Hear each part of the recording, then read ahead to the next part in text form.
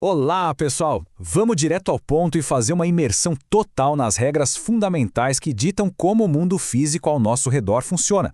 A ideia dessa nossa explicação hoje é desempacotar de que forma as coisas são feitas, como elas se comportam e os segredos por trás de transformações que são simplesmente fascinantes.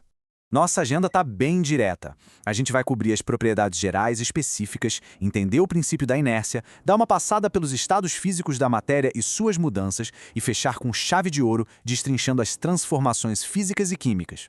Número 1. Propriedades gerais e específicas, as características fundamentais de toda a matéria. É meio doido parar para pensar nisso, mas não importa se estamos olhando para um simples pedaço de madeira, uma barra de ferro pesada ou o vidro de uma janela. Todos eles compartilham exatamente a mesma definição de base. Tudo que tem massa e ocupa um lugar no espaço é classificado como matéria. E aqui entra um contraste super importante. De um lado temos as propriedades gerais, que são aquelas comuns a absolutamente tudo no universo. Coisas como ter massa ou a impermeabilidade de que dois corpos não ocupam o mesmo lugar. É o pacote básico. Do outro lado, temos as propriedades específicas, que são como a impressão digital de um material. É por causa de coisas bem pontuais, tipo ponto de fusão ou a densidade, que a gente consegue olhar para dois metais e dizer com certeza, ok, isso aqui é ouro e aquilo ali é chumbo. Ponto 2. O princípio da inércia. A resistência natural à mudança. Essa citação maravilhosa resume a famosa primeira lei de Newton. E traduzindo isso para o dia a dia, basicamente significa que a matéria tem uma preguiça colossal. Se um objeto está quietinho, ele quer continuar ali, parado. Se está em movimento, quer seguir em linha reta para sempre. Para quebrar essa teimosia e alterar esse estado, é absolutamente crucial que se aplique uma força externa. E a gente sente a inércia na pele o tempo todo, né? Pensa num ônibus em movimento. Quando o motorista dá aquela freada brusca, todo mundo é jogado para frente. Por quê? Porque nossos corpos querem simplesmente manter a velocidade e a direção que já estavam seguindo.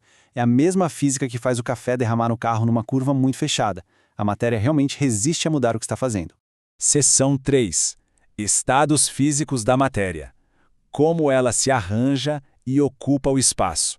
Dando uma olhada rápida nessa tabela, dá para perceber que tudo é basicamente um jogo de atração entre as partículas. No sólido, elas estão super espremidas, o que garante uma forma fixa. Nos líquidos, elas ganham uma folguinha, uma liberdade moderada para escorrer e se adaptar ao formato do recipiente. Já nos gases, é expansão total, voando em alta velocidade sem muita atração.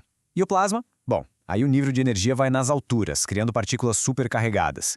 É isso que compõe a maior parte das estrelas que a gente vê brilhando no céu. 4. Mudanças de estado físico. O papel fundamental da energia e da temperatura. Quando a gente injeta energia num sistema, geralmente na forma de calor, as coisas começam a pular por essas etapas. A agitação térmica aumenta para valer, enfraquecendo as conexões. O gelo vira água líquida, a água vira gás, e se a gente continuar subindo essa temperatura a um extremo absurdo, chegamos no plasma. E esse diagrama que está aí na tela é como se fosse um mapa do tesouro para os cientistas. Ele mostra, de forma visual e super matemática, o exato limiar de quando uma substância vai cruzar a fronteira de um estado para o outro, levando em conta não só a temperatura, mas também a influência gigante da pressão do ambiente. Mas olha só que interessante. Às vezes, a natureza gosta de pegar um atalho. Existe um processo chamado ressublimação, onde a matéria ignora totalmente a fase intermediária e pula direto do estado gasoso para o sólido. Ela quebra a regra clássica de passar pelo líquido.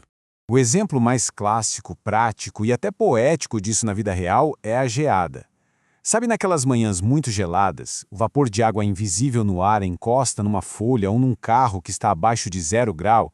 O choque de temperatura é tão abrupto que esse vapor congela na mesma hora, virando cristais de gelo direto. É uma transformação fascinante. E chegamos à parte 5, transformações físicas e químicas.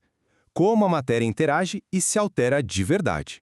A grande pergunta de ouro aqui é: a essência do material mudou? Na transformação física, a mudança superficial. Derreter gelo muda o formato e o estado, mas a substância continua sendo água lá no nível molecular. Já a transformação química é drástica. Ela desmonta as coisas, reorganiza os átomos para criar algo que não existia ali antes. É exatamente o que acontece quando a gente queima madeira numa fogueira. A madeira desaparece e sobram apenas cinzas e novos gases.